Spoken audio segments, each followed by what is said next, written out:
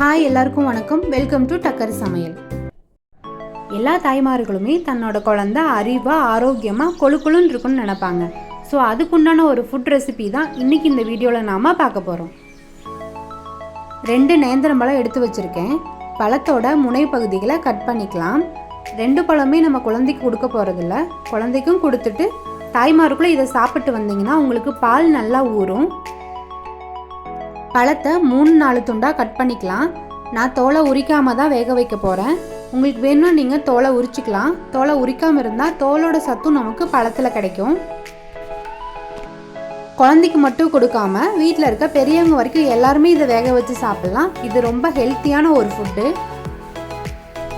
கேரளா மக்களோட காலை உணவில் பிரதான உணவு இந்த வேக வச்ச நேந்திரம் பழம் தாங்க. அடுத்து நேந்திரம் பழத்தை இட்லி பாத்திரத்தில் வேக வச்சுக்கலாம். பழம் நல்லா வேகட்டும், மூடி வச்சுக்கலாம். பழம் வெந்துருச்சான்னு பார்க்கலாம். இந்த மாதிரி கத்தி வச்சு எடுத்து பார்க்கும்போது உங்களுக்கே தெரியும். பாருங்க, பழம் நல்லா வெந்துருச்சு. நீ அடுப்பை ஆஃப் பண்ணிக்கலாம். பழம் எல்லாத்தையும் வேற பிளேட்டில் ட்ரான்ஸ்ஃபர் பண்ணிக்கலாம்.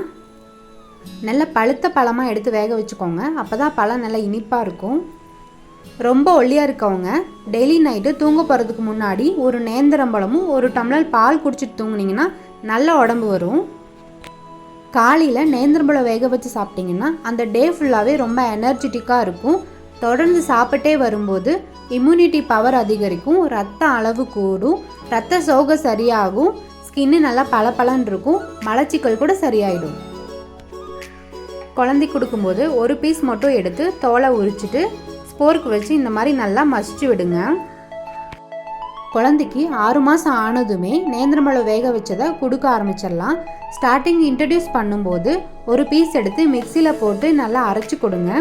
ஒரு சில குழந்தைங்களுக்கு பாலை ஊற்றி அரைச்சா பிடிக்கும், ஒரு சில குழந்தைங்களுக்கு அது ரொம்ப திகட்டுற மாதிரி இருக்கும். ஸோ உங்கள் குழந்தைக்கு எந்த மாதிரி பிடிச்சிருக்குன்னு பார்த்து 2யுமே ட்ரை பண்ணி பாருங்கள். இது கூட நட்ஸ் பவுடர், ஏலக்காய் பொடி இருந்தால் சேர்த்தலாம். அது ஆப்ஷனல் தான். அவங்கவுங்க குழந்தையோட டேஸ்ட்டுக்கு ஏற்ற மாதிரி நீங்கள் ட்ரை பண்ணி கொடுத்து பாருங்கள். ரொம்ப கெட்டியாக இருக்குது, கொஞ்சம் சுடுதண்ணி சேர்த்து மிக்ஸ் பண்ணிக்கலாம். 6 மாதத்துலேருந்து 1 வயசு வரைக்குமே இந்த மாதிரி மசிச்சு கொடுங்க.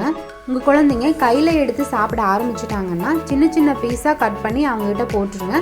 அவங்களே அதை எடுத்து சாப்பிட்டுக்குவாங்க. இதை விட நேந்திரம் காயை பவுடர் பண்ணி கஞ்சி பண்ணி குழந்தைக்கு கொடுத்தோம்னா நல்ல வெயிட் போடும். அது எப்படி பண்ணுறதுங்கிறத நான் அடுத்த வீடியோவில் போடுறேன். அவ்வளோதாங்க. இந்த ரெசிபி பண்ணுறது ரொம்ப ஈஸி, ஆனால் இதோட பெனிஃபிட்ஸ் ரொம்ப அதிகம். ஸோ இதே மாதிரி ரெடி பண்ணி உங்கள் குழந்தைக்கு 1 நாள் விட்டு 1 நாள் கண்டிப்பாக கொடுங்க. உங்கள் குழந்தையோட வெயிட் நல்லா கெயின் ஆகும், பிரெயின் டெவலப்மெண்ட்டுக்கும் ரொம்ப நல்லது, மலச்சிக்கலும் இல்லாமல் இருக்கும். அவ்வளோதாங்க.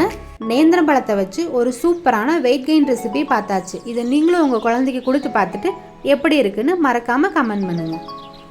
எங்கள் வீடியோ பிடிச்சிருந்துச்சுன்னா எங்கள் சேனலுக்கு லைக் பண்ணுங்கள், சப்ஸ்கிரைப் பண்ணுங்கள், மறக்காமல் உங்கள் ஃப்ரெண்ட்ஸ்க்கு ஷேர் பண்ணுங்கள்.